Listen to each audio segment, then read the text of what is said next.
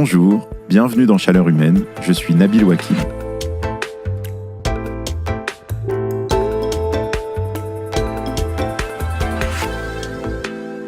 Je le reconnais sans peine, la politique, c'est souvent perçu comme un truc vieillot et un peu triste.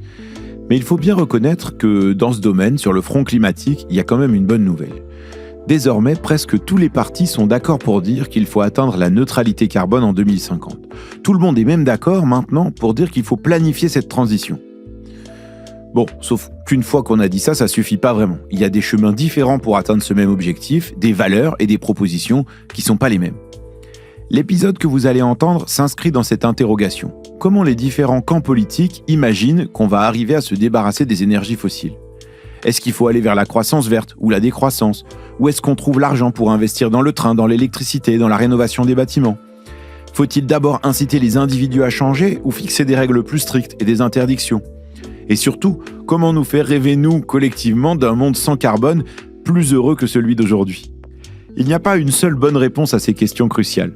De manière tout à fait subjective, j'ai proposé à 4 responsables politiques de venir partager leurs visions et leurs propositions lors d'un enregistrement en public de Chaleur Humaine qui a eu lieu le 21 novembre 2023 à la Bibliothèque nationale de France à Paris. Tous les 4 sont sincèrement convaincus qu'il faut atteindre la neutralité carbone, mais ils proposent des chemins différents pour y arriver. C'est le dernier épisode de cette série politique de Chaleur Humaine. Dans les 3 premiers épisodes de cette série, vous avez pu entendre le député La France Insoumise François Ruffin, la ministre de la Transition énergétique Agnès Pannier-Runacher et la députée écologiste des Deux-Sèvres, Delphine Batho. Cette semaine, c'est au tour du député Les Républicains de la Loire, Antoine Vermorel-Marquez, de se prêter au même exercice. Si cette série vous a intéressé, je serai ravi d'avoir vos retours par mail à l'adresse chaleurhumaine@lemonde.fr. Bonne écoute.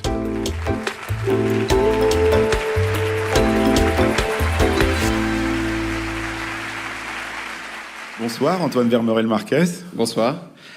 Alors, vous êtes député Les Républicains de la Loire, référent écologie de votre parti, et vous avez mené une mission parlementaire sur les engagements climatiques de la France. Vous dites que vous défendez une écologie de droite humaniste et non radicale. On va revenir sur ce que ça veut dire. Mais avant, quelle serait pour vous l'image d'une France qui a réussi à se décarboner en 2050 ? Est-ce qu'elle est très différente de la France d'aujourd'hui ou finalement pas tant que ça ? Je pense qu'elle est fondamentalement différente. Déjà parce qu'il n'y a plus de climato-sceptiques sur notre territoire. Comme on a trouvé les solutions, il n'y a plus de climato-violents non plus. Donc on a une France qui est réconciliée avec son avenir. C'est une France qui est profondément souveraine, qui a su se réindustrialiser, qui a su aussi se rendre plus indépendante des énergies fossiles. Et donc en termes géopolitiques, qui s'est renforcée sur la scène internationale grâce notamment à l'électricité et à l'énergie nucléaire. C'est une France aussi qui a su porter ce débat à l'échelle européenne, et qui a donc su, parce qu'on n'est pas seul en termes d'émissions, de décarbonation, ça n'aurait aucun sens de le faire seul, imposer ces normes sociales et environnementales aux autres pays du monde grâce à un marché européen de 500 millions de consommateurs, d'où l'importance de la consommation aussi, pour pouvoir appliquer nos normes. Et puis le dernier enjeu qui nous resterait à mener, et j'espère que ce sera le plus faible possible, ce sera le sujet de l'adaptation, de savoir comment on fait... Désormais que nous sommes arrivés à décarboner notre économie, comment on fait pour s'adapter au monde qui se sera nécessairement, malheureusement, réchauffé ? Alors la question, c'est évidemment comment on fait pour arriver à cette destination-là. Et c'est vrai qu'un des obstacles, une des difficultés, c'est le fait qu'un certain nombre de Françaises et de Français ne se sentent pas forcément embarqués dans cette transition climatique et qu'un certain nombre de politiques sont vus parfois comme rédhibitoires. On peut citer les oppositions locales à l'éolien, les débats autour des zones à faible émission, la taxe carbone. Alors certains disent c'est que c'était des politiques climatiques qui étaient mal menées et qui donc n'amenaient pas les gens dans la bonne direction. Qu'est-ce que vous en pensez, vous ? Moi, je pense qu'il y a un sujet majeur qui est le sujet du récit politique, d'où la première question qui est extraordinaire, parce qu'en fait, généralement, dans le débat public ou politique, à l'Assemblée nationale ou ailleurs, on ne se projette pas, en fait. On est là dans une situation où on doit prendre des décision par décision, sans donner un avenir, un cap au pays. Je pense que l'enjeu du récit, il passe par l'adaptation, et notamment auprès des Français de ma circonscription, ou notamment d'une France plus rurale, où je l'ai vu, moi, j'ai une dame dans ma circonscription un jour qui m'a interpellé, qui a plus de 75 ans et qui souffrait de la chaleur l'été, et on a des villages dans ma circonscription qui n'ont plus d'eau l'été, et qui me dit mais comment on va faire en fait ? Et si on est capable de leur dire on va pouvoir s'adapter, mais à plus 1, plus 2 degrés, on sait faire, mais à plus 3, plus 4 degrés, on ne sait pas faire. Donc il va quand même falloir qu'on décarbone et qu'on atténue notre comportement. Là, on a une discussion qui est intéressante et qui arrive. Parce qu'après, la question, c'est OK, comment on fait pour ne pas atteindre 3 ou 4 degrés? Et ce n'est pas tout de suite dans le débat sur des mesures coercitives qui posent problème immédiatement et dont les gens ne voient pas l'intérêt pour eux-mêmes ou pour les générations futures. Alors justement, vous, comment vous vous situez dans cette discussion-là? Parce qu'on voit qu'il y a aujourd'hui un gouvernement qui mise plutôt sur des mesures incitatives, c'est plutôt ce qu'on a vu là autour de la planification écologique, et puis on a un certain nombre d'autres élus qui disent « Ah bah non, il faudrait des mesures plus restrictives qui obligent au changement d'un certain nombre de comportements, et notamment de la part des plus aisés, parce que ce sont eux qui sont les plus émetteurs de carbone. » Est-ce que vous pensez, comment vous pensez qu'il faut manier d'une certaine manière ces deux armes-là, celle de l'incitation et de la restriction? Alors moi, je pense que c'est le débat en fait écologie incitative contre écologie punitive. Moi, je m'inscris complètement en faux par rapport à ça. Je pense que le débat, il n'est pas là, comme le débat est plus entre pro-nucléaire ou pro-énergie renouvelable aujourd'hui. Il y a un système en fait qui est historique et qui avait été créé par le général de Gaulle, qui est le principe du pollueur-payeur. Et il y a un système fiscal qui existe, qu'on a mis en place par le passé, notamment sur les véhicules, qui s'appelle le bonus-malus, et qui permet de répondre à la fois à la question du financement, comment on finance grâce au malus, et comment on récompense grâce au bonus. En clair, ça veut dire que par exemple, on crée des taxes sur, donc on met des taxes supplémentaires sur, je sais pas, les vols en avion, les véhicules les plus gros, les plus lourds, les plus carbonés, les pratiques qui sont les plus polluantes, et on récupère cet argent pour financer la transition. Avec une promesse, c'est qu'on ne fait rien d'autre avec cet argent que de financer la transition. Et le problème que l'on voit aujourd'hui sur les carburants, par exemple avec la TICPE et tout ça, et ce qui s'est passé au moment du mouvement des Gilets jaunes, c'est que les gens ont compris que non seulement on leur taxait à 50% le carburant sur lequel ils n'avaient pas d'autre choix que de l'utiliser, mais en plus, sur cette taxation abusive, seulement 10% de cette taxation sert à la transition écologique. Alors que la promesse de départ, c'était de dire on va prendre cet argent pour vous financer vos transports en commun, pour pouvoir vous donner une alternative demain. Et c'est ça qui crée un vrai problème. Et donc, l'enjeu du bonus-malus, c'est de s'assurer à chaque fois que le malus finance le bonus. Enfin, l'autre problème de la taxe carbone, c'est aussi qu'elle est perçue comme régressive, c'est-à-dire qu'elle va s'appliquer plus durement sur ceux qui ont moins. Parce qu'en fait, si on taxe l'essence plus que ce qu'elle est taxée aujourd'hui, eh bien, ce sont les catégories populaires qui vont payer plus cher parce qu'elles ont tout simplement moins de moyens et qu'elles ont, comme vous le disiez, pas forcément le choix de prendre leur véhicule. Donc, comment on fait pour que ça soit pas encore plus inégalitaire? D'où l'importance que dans la transition, on inclut le volet solution. Parce qu'aujourd'hui, quand vous dites le litre de diesel à 2 euros, on va le plafonner à 2 euros, mais en fait, on ne se rend pas compte des conséquences sociales et humaines que ça a dans nos dans une grande partie de la France, on n'a pas d'autre choix que le véhicule. Moi, j'avais fait le calcul vraiment pour se rendre compte du poids du coût du carburant pour un Français moyen qui fait 50 km par jour pour aller travailler avec sa voiture. Quand le litre de diesel était à 1,50 € au moment des Gilets jaunes, ça lui coûtait 1 000 € par an. Quasiment un SMIC, juste en carburant. Et vous ajoutez à ça l'entretien du véhicule, l'assurance, etc.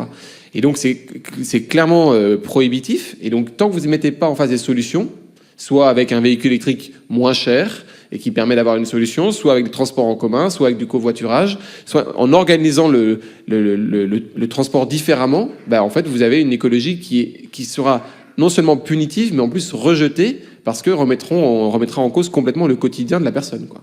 Alors là-dedans, il y a une question qui rentre en ligne de compte, et vous l'avez évoqué un peu tout à l'heure, qui est celle de la consommation. On voit bien que dans toutes les trajectoires, il faut baisser notre consommation d'énergie. On a eu beaucoup de débats sur la sobriété.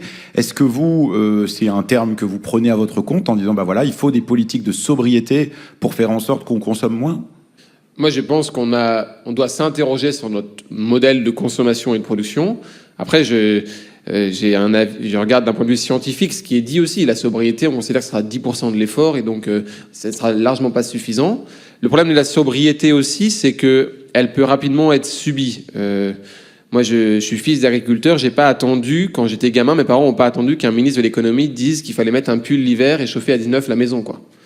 Et honnêtement, ce qui s'est passé l'hiver dernier, et notamment c'est ce que je dis dans mon rapport parlementaire sur la baisse des émissions de gaz à effet de serre, c'est pas dû à un effort des Français qui serait un effort volontaire, etc. Non, c'est simplement que l'énergie coûtait tellement cher que les gens ont fait attention à leur consommation. Et donc ils l'ont subi, cette transition. Donc après, à côté de ça, la question c'est comment on fait pour que on ait un modèle de consommation qui soit plus vertueux, et comment on fait aussi pour assurer aux gens une source d'énergie propre qui leur permet aussi de continuer à vivre. Et au fond, vous avez un vrai débat sur la question énergétique et notamment des logements. Moi, je suis favorable à la rénovation énergétique des logements tant qu'on n'a pas de source décarbonée, mais le jour où vous avez une source décarbonée, est-ce que vous avez une nécessité La question ne se pose plus de la même manière. Je comprends pas, pardon, qu'est-ce que ça veut dire ? Le jour où vous avez, par exemple, un réseau de chaleur qui est renouvelable et qui est efficace, vous n'allez pas vous poser la question sur les immeubles haussmanniens si vous faites une isolation extérieure ou pas. La question, c'est-à-dire que finalement, la question de la consommation ne serait liée que parce que c'est des énergies fossiles. En tout cas, à mes yeux, si on vise la décarbonation, si on vise la décarbonation, si on a une énergie propre et renouvelable, la question se pose avec moins d'acuité en tout cas. D'où l'importance d'agir sur les deux, à court terme sur la rénovation et à long terme sur la recherche d'énergie propre. Alors ça, c'est une question qui nous vient de Patrice, qui nous l'a envoyée avant ce soir, en disant « Aujourd'hui, on voit bien que la lutte contre le changement climatique, dans le cadre du système économique actuel, ça fonctionne pas, on n'est pas sur la bonne trajectoire. » D'ailleurs, c'est aussi ce que vous aviez dit dans votre rapport parlementaire. Et donc, est-ce que ça veut dire qu'il faut sortir du capitalisme ? Est-ce que c'est possible de faire cette transition dans le cadre du système économique actuel ? Alors, en posant la question à un député de droite, vous connaissez déjà d'abord la réponse. Moi, je suis profondément convaincu, même si c'est une conviction peut-être irrationnelle pour certains, mais que le progrès technique peut nous aider dans la solution. Pourquoi ? Vous regardez, et c'est d'ailleurs des reproches que je peux faire à certaines BD très connues et des personnes qu'on a conviées, c'est que la notion du progrès technique n'apparaît pas dans les hypothèses. Un panneau solaire aujourd'hui produit 3 fois plus qu'il y a 10 ans. Il faut 3 fois moins de panneaux solaires. C'est un vrai sujet. La question technologique, je ne dis pas que je suis techno-solutionniste et que la technologie va nous sauver, etc. J'essaie de vous montrer au début que j'écoutais, j'étais conscient aussi des autres enjeux. Mais on ne peut pas non plus mettre ça de côté. Et cet enjeu-là du capitalisme, comme elle est nommée, elle me pose aussi la question de la croissance, mais surtout du développement. Et elle pose aussi la question de la décroissance.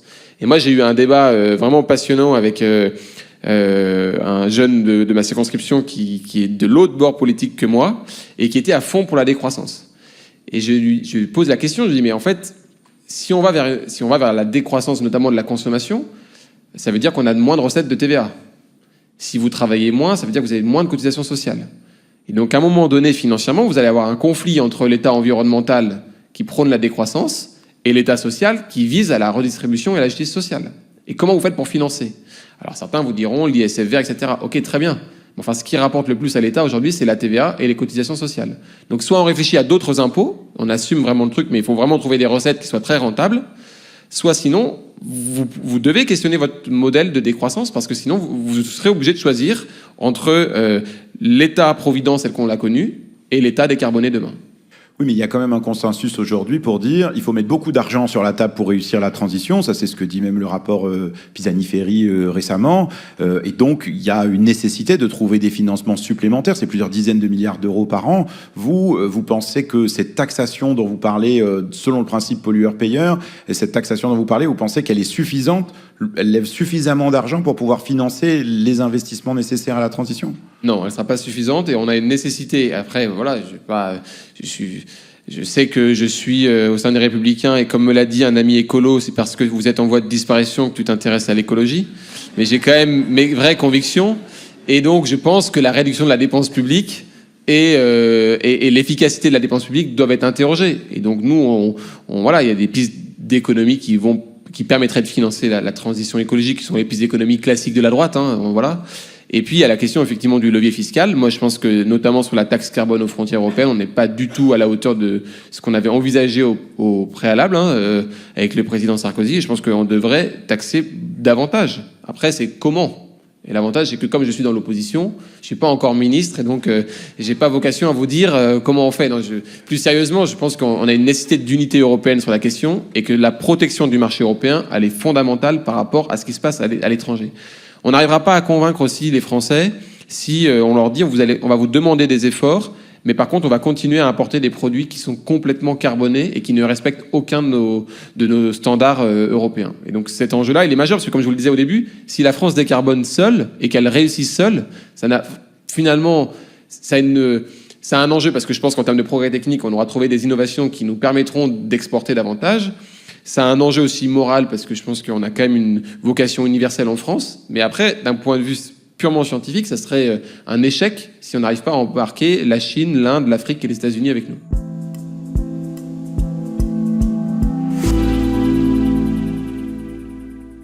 Alors vous l'avez dit, vous n'êtes pas au pouvoir, mais si vous l'étiez demain, qu'est-ce qui vous semblerait une mesure qui soit à la fois de nature à nous mettre sur la bonne trajectoire et qui en même temps embarque les Français de manière positive dans la transition ? Là, ça commence mercredi prochain, là, parce qu'on a une niche Les Républicains qui a lieu, et donc j'ai défends notamment une proposition de loi qui vise à baisser la TVA sur les billets de train. Ça fait un choc d'offres et un choc de demande à la fois sur la tarification et en donnant des moyens aux régions pour pouvoir investir sur les petites lignes. À ce stade, toutes les oppositions sont favorables au texte. Le gouvernement y est défavorable, donc j'espère qu'on va pouvoir faire évoluer les choses. Mais l'avantage de la majorité relative, c'est que même si on est dans l'opposition, on peut être au pouvoir. Donc c'est une mesure concrète. Voilà, il y en a d'autres. Je pense que la question des industries de charbon, elle est fondamentale aujourd'hui. Je pense que la relance du nucléaire est aussi fondamentale et qu'il y a d'autres initiatives qu'on peut porter d'un point de vue législatif. Alors si on reste sur la question du transport, on a une question qui nous a aussi été posée par Viviane, qui est dans le public, et qui est un sujet qui, moi, m'interroge depuis longtemps. Est-ce que une mesure qui nous fait gagner des émissions de CO2 et consommer moins de pétrole très rapidement, c'est pas de baisser de 130 à 110 la vitesse sur l'autoroute? Est-ce que ça, c'est si compliqué à faire? Ça coûte rien? Et puis, ça embête une partie des gens qui prennent l'autoroute, mais est-ce que vous y êtes favorable? Déjà, la vitesse moyenne sur autoroute, elle n'est pas à 130, c'est la limitation qui est à 130 km/h. J'ai vécu dans mon territoire le passage de 90 à 80 km/h. Et je reste très vigilant par rapport à ça, parce que aux yeux d'une partie de la population, c'est une forme de stigmatisation de leur mode d'utilisation du véhicule sans alternative possible. Voilà.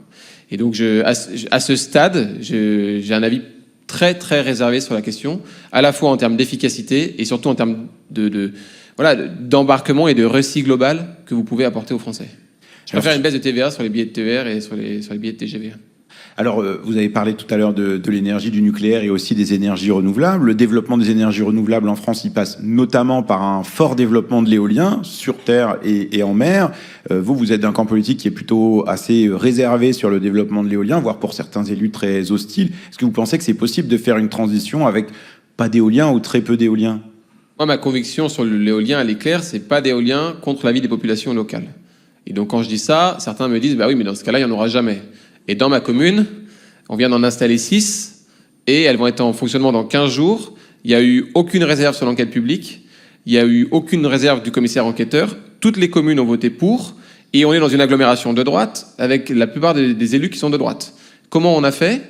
On a dit plutôt que d'avoir un industriel privé qui vient investir et qui est souvent étranger sur notre territoire, on va faire une société d'économie mixte qui s'appelle la Rouennaise des énergies renouvelables et c'est porté par l'acteur public. Et aujourd'hui, la commune d'Énoé, qui est un village de moins de 200 habitants, elle voit son budget municipal augmenter de 30% grâce aux éoliennes. Ben, vous n'avez eu aucune contestation.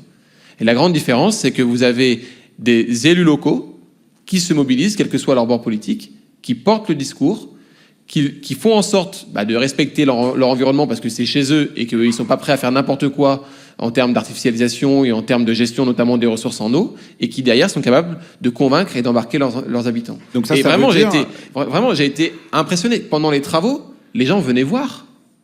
Et sur les réseaux sociaux, notamment sur Facebook, vous aviez des vidéos des camions qui arrivent avec les éoliennes, quoi. Mais dans la plupart des territoires français, vous mettez une vidéo comme ça, mais le camion, les pneus ils sont troués, vous avez des arbres au milieu de la route, etc. Et donc, ce qui montre, mais encore une fois, je pense qu'on ne peut pas le faire contre les populations. Parce que si on le fait contre les populations, ça veut dire qu'on le fait déjà contre les élus locaux et que c'est contraire probablement à l'intérêt du territoire. Oui, mais ça, est-ce que ça veut dire que c'est à la puissance publique, à l'État, aux collectivités locales de reprendre la main sur les questions énergétiques? Parce que ce que vous semblez dire, c'est que du coup, c'est mieux quand c'est pas des acteurs privés, que c'est mieux que ce soit des acteurs publics. Ça, c'est plutôt le programme de la CGT Énergie que celui des Républicains. Ah ouais, mais vous voyez, pourtant, c'est les élus de droite qui le font. Non, mais moi, je pense que, plus sérieusement, il y a un enjeu de subsidiarité. L'État, il doit s'occuper du nucléaire. Et c'est l'énergie sur laquelle il a une légitimité centrale et une responsabilité centrale. Et après, sur les énergies renouvelables, c'est aux élus locaux de décider. Donc après, vous pouvez dire, voilà, on a un besoin énergétique, vous devez nous aider à l'atteindre, voilà l'objectif qu'il faut atteindre, et vous pouvez même mettre un système de bonus-malus.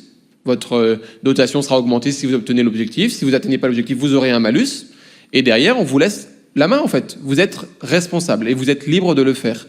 Et je pense que ça peut davantage fonctionner que quand on a un système jacobin qui décide de Paris ou mettre une éolienne ou un panneau solaire, même si je caricature parce que ça se passe pas vraiment comme ça, mais parfois c'est le préfet qui décide et c'est moins bien que le maire.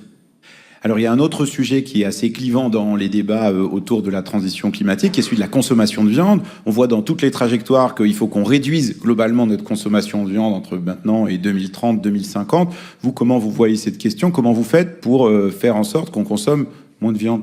Alors moi je suis fils d'éleveur, donc mais il est éleveur laitier, donc j'ai un regard différent. Je vais distinguer 3 types de consommation. Le premier, c'est la consommation de viande importée en France, qui est un vrai sujet et qui est le sujet majeur, puisqu'aujourd'hui, la production française diminue, mais la consommation se maintient. Et donc, vous avez de l'importation de viande importée. Celle-ci, il faut la stigmatiser parce qu'elle ne respecte aucun standard. Comment on la stigmatise? On la taxe plus? Bon, on la taxe plus, on la monte du doigt. Ce matin, j'avais des agriculteurs qui étaient chez Carrefour et qui étaient en train d'enlever des produits étrangers où ils mettent en plus Origine France, ce qui est quand même... je veux dire, la DGCCRF, elle a un rôle important à jouer. Donc ça, c'est de la désobéissance civile, on est d'accord? En tout cas, après, c'est une action que je soutiens, tout à fait. Ensuite, la deuxième chose, mais je suis fils d'éleveur, j'ai fait des manifs, donc je n'ai pas de problème avec ça, à partir du moment où c'est dans le cadre légal et que... Voilà.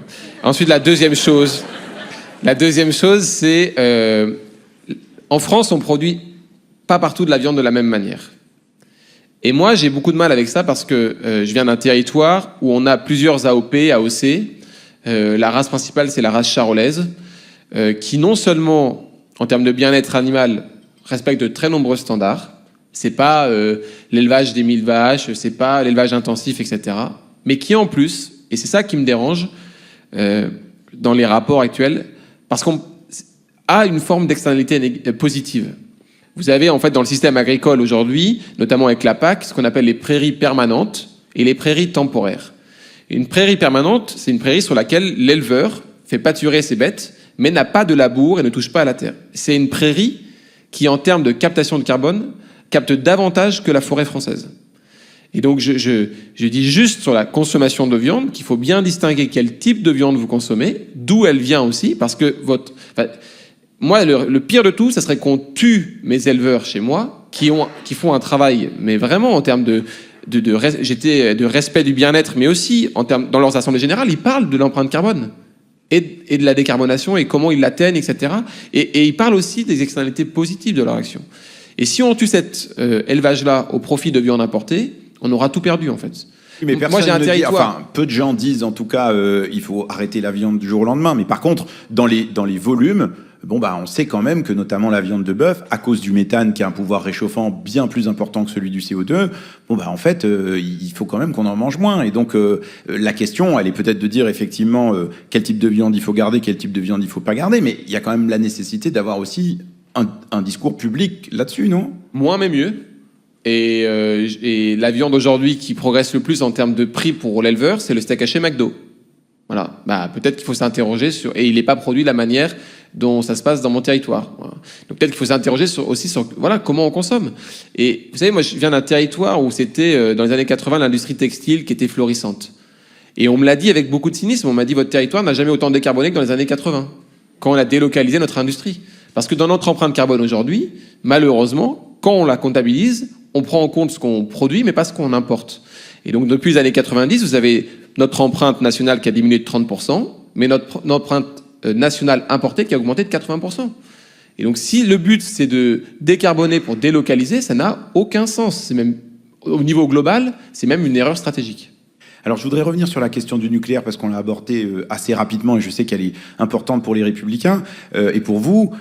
Est-ce qu'il n'y a pas, et ça c'est aussi une question qui est venue du public, est-ce qu'il n'y a pas aussi une forme de naïveté à penser que c'est possible d'avoir énormément de réacteurs nucléaires dès 2035 alors qu'on a une filière nucléaire qui, pour l'instant, n'a pas été capable de faire fonctionner un seul EPR sur le territoire français? Est-ce qu'on risque pas de se mettre en difficulté si on se retrouve en 2040, en 2045 avec des problèmes en série qui font qu'on ne sera pas capable de remplacer notre parc nucléaire?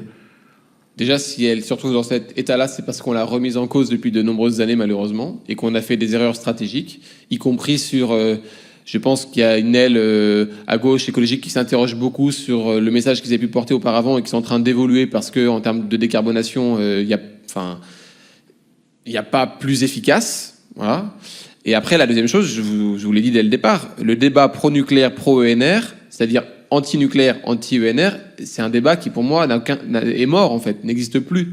Parce qu'on a besoin d'avoir un mix. Et donc, moi, je suis convaincu qu'on ne fera pas sans le nucléaire et qu'on doit le développer et le relancer, pour l'intérêt de la France, de la décarbonation et de la souveraineté, parce que ça n'aurait aucun sens d'importer de l'énergie électrique.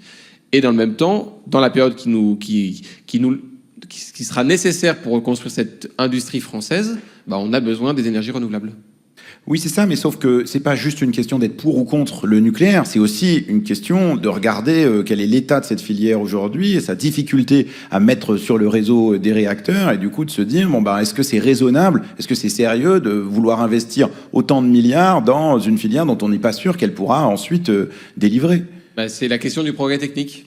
Et donc, c'est la part d'incertitude que vous prenez en compte. Mais moi, je me dis que ce que le général de Gaulle et ce que d'autres ont pu faire dans les années 60, en quelques années, si on n'est pas capable de le faire en 15 ans, c'est-à-dire entre 2023 et 2035-2040, ça doit nous interroger aussi sur notre intelligence collective, quoi.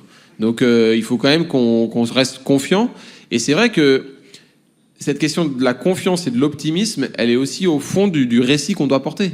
Parce que si on n'est pas en mesure de se dire qu'on va y arriver, quel est l'intérêt pour moi de faire un effort, en fait? Et ça, c'est un vrai sujet. C'est que si vous dites aux gens, demain sera pire qu'aujourd'hui, mais en fait, quel est mon intérêt d'aller demain, en fait? J'ai eu un débat extraordinaire sur une autre émission avec une personne qui était là et qui était dans une éco-anxiété totale.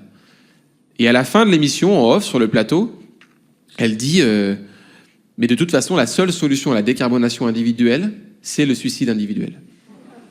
Et je la regarde, j'étais ébahi. Et alors, votre confrère journaliste était là, ouais, c'est un super sujet, on pourrait pas en faire une émission. Le suicide comme clé de réussite, mais c'est quand même, ça existe, quoi. Et ça pose la question au fond centrale de ce que j'appelle l'écologie humaniste, c'est-à-dire de comment est-ce que l'objectif, c'est et là on va peut-être pas forcément tous être d'accord, mais de préserver les conditions d'existence de la planète Terre, ou de préserver les conditions de l'espèce humaine sur la planète Terre. Et ça change complètement votre perception des choses, parce que dans cette situation-là, la question du suicide individuel, dans la première option, elle peut se poser très clairement. Dans la deuxième option, elle se pose quand même... au contraire, elle ne peut pas se poser, quoi. Et la même chose pour les enfants, d'ailleurs. Mais cette question de fond, en fait, c'est ça l'intérêt de ce sujet, pour moi en tout cas, c'est que non seulement en termes de politique publique, il n'y a plus aucune politique publique qui peut éviter la transition. Et la deuxième chose, c'est que ça pose des questions philosophiques de fond qui nous interrogent tous individuellement. Comment vous faites pour atteindre une France décarbonée sans travail, sans souveraineté, sans mérite, avec le principe du bonus-malus? En fait, c'est des valeurs plutôt de droite. Et donc, j'en suis fier de pouvoir les porter et de faire en sorte que ça puisse éventuellement, avec l'espoir d'y parvenir, obtenir des résultats pour notre pays en termes de décarbonation. Alors justement là-dessus, moi aussi en fait je pense depuis assez longtemps qu'il y a dans la défense d'un certain nombre de ces valeurs des choses qui pourraient séduire une partie de l'électorat ou des élus plus conservateurs, mais on voit qu'aujourd'hui c'est plutôt pas le cas. Qu'est-ce qui vous permet de penser qu'en fait le discours que vous tenez, il peut devenir majoritaire à droite? Déjà parce que il fera plus chaud demain qu'aujourd'hui. Et donc, non, mais c'est très sérieux. Et donc, du coup, le sujet, on le voit bien dans le débat public, est désormais incontournable. Ensuite, parce que, même si c'est pas mon cas, parce que je pense que si on n'est pas sincère et qu'on fait juste ça par électoralisme, en fait, maintenant, désormais, et c'est une chance en politique, ça se voit, l'insincérité. Mais même si j'ai des collègues qui s'y intéressent parce que les premières victimes de ce qui est en train de se passer sont les personnes les plus fragiles, et notamment les personnes âgées l'été, notamment les agriculteurs, qui sont des électorats que l'on dit plutôt proches de la droite. Et c'est vrai que je suis frappé de ça, de voir des personnes qui souffrent de la chaleur, qui souffrent du manque d'eau, des agriculteurs qui sont les premières victimes de ce qui se passe et qui cherchent des solutions. Alors, ce sera des solutions qui seront différentes de celles qui sont proposées par un spectre politique. Ce qui nous engage aussi parce que ça veut dire qu'on doit être cohérent par rapport à nos valeurs et porter des mesures qui soient tout aussi efficaces en termes de décarbonation. Et donc ça, c'est le gros challenge que l'on a en ce moment, d'essayer de construire ce socle idéologique-là. Alors, peut-être une dernière chose, est-ce que vous, il y a un geste ou une pratique qui vous a fait particulièrement baisser votre empreinte carbone, où vous avez dit, tiens, ça améliore bien mon bilan carbone? Alors c'est un ensemble d'éco-gestes, etc. Surtout, je le fais à titre individuel et j'ai pas envie d'être moralisateur par rapport à ceux qui le font pas. La première chose que j'ai faite, c'est que quand j'ai acheté ma maison, j'ai dégagé la chaudière fuel et j'ai mis une pompe à chaleur. La deuxième chose, c'est que j'ai été très marqué par la BD que je vous conseille, l'Oasis de Simon Hureau, qui est plus une BD sur la biodiversité, mais qui fait que quand vous avez un jardin, vous vous interrogez beaucoup sur comment vous le faites, etc. Puis la troisième chose, c'est que, ça c'est plus anecdotique, mais ça fait souvent sourire quand je révèle mon identité. Je suis un peu député Blablacar. Et donc quand j'ai pas de correspondance de train, je fais du covoiturage. Et donc à chaque fois, on a les questions. Au bout d'un moment, je suis toujours le dernier à parler parce que j'ai aucune envie de dire que je le suis, parce que sinon tout le monde a des choses à me dire. Et donc je fais pas mal de covoit. Et en vrai, c'est top parce qu'on rencontre des gens qui sont très éloignés de la politique parfois. Et ça permet d'éclairer et de nourrir notre réflexion. Merci Antoine Vermorel-Marquez. Merci beaucoup.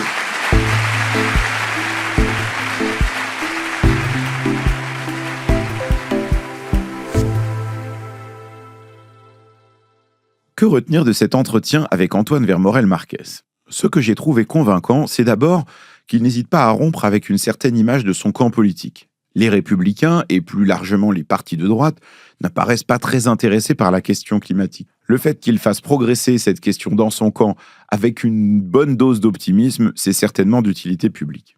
Un de ces axes forts que je trouve intéressant, c'est d'insister sur la question de l'adaptation au changement climatique. Et c'est vrai, les effets du changement climatique, les canicules, les sécheresses sont de plus en plus visibles pour une large partie de la population, y compris pour un électorat qui voterait pour les Républicains. Mais cette stratégie est à double tranchant parce que faire des efforts pour s'adapter sans faire des efforts pour décarboner notre économie et notre société, ça ne sera pas suffisant, ça on en est déjà certain. Il est aussi très critique de la décroissance. Vous vous en rendrez d'autant plus compte si vous avez écouté l'épisode précédent, celui avec Delphine Batho, la députée écologiste des Deux-Sèvres, qui elle défend cette idée de la décroissance. Pour lui, décroître, c'est moins de recettes fiscales et donc moins d'argent pour financer la transition ou le système social. Il porte aussi quelques propositions concrètes, comme baisser la TVA sur les billets de train, augmenter la taxe carbone aux frontières sur la viande par exemple, ou encore confier le développement des énergies renouvelables aux collectivités locales. D'une manière générale, il insiste sur le fait que plus de dossiers devraient être gérés au niveau local d'ailleurs. Enfin, l'autre axe majeur de sa réflexion, c'est la taxe carbone, même s'il ne l'appelle pas comme ça, il l'appelle bonus-malus, avec l'idée que l'argent du malus va directement financer la transition. Ce que j'ai trouvé moins convaincant, c'est d'abord sa vision assez appuyée sur la technologie. On a besoin bien sûr d'innovation technologique dans la transition, mais on sait avec certitude qu'elle ne sera pas suffisante compte tenu de l'horloge climatique qui fait tic-tac, tic-tac.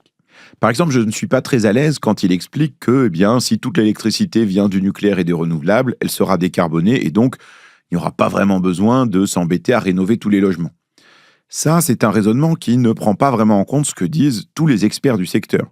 Il va falloir baisser notre consommation d'énergie, même si on arrive à basculer un maximum de notre énergie vers des renouvelables et du nucléaire. Sinon, ça ne rentre pas.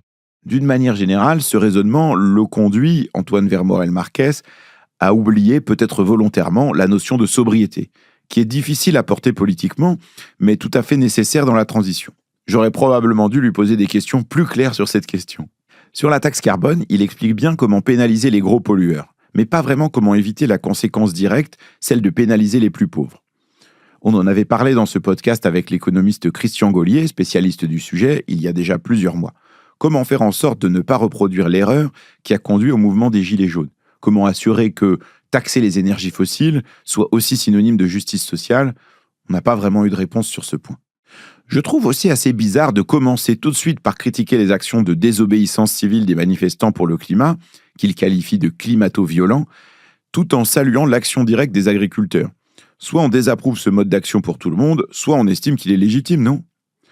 D'ailleurs, d'une manière générale, j'ai trouvé ses réponses sur la consommation de viande assez évasives. Il ne dit pas vraiment par quels moyens on va baisser la consommation de viande entre maintenant et 2030 ou 2050, et il s'appuie massivement sur les arguments de la filière sans donner d'orientation propre. Ça, c'est un peu dommage.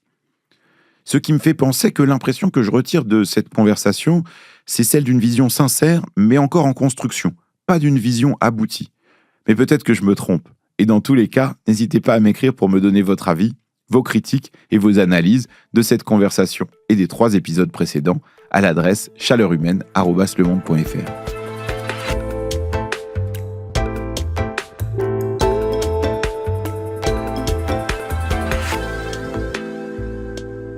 Merci d'avoir écouté ce 4e et dernier entretien de cette mini-série Chaleur Humaine. Cet épisode a été produit par Cécile Cazenave et réalisé par Amandine Robillard.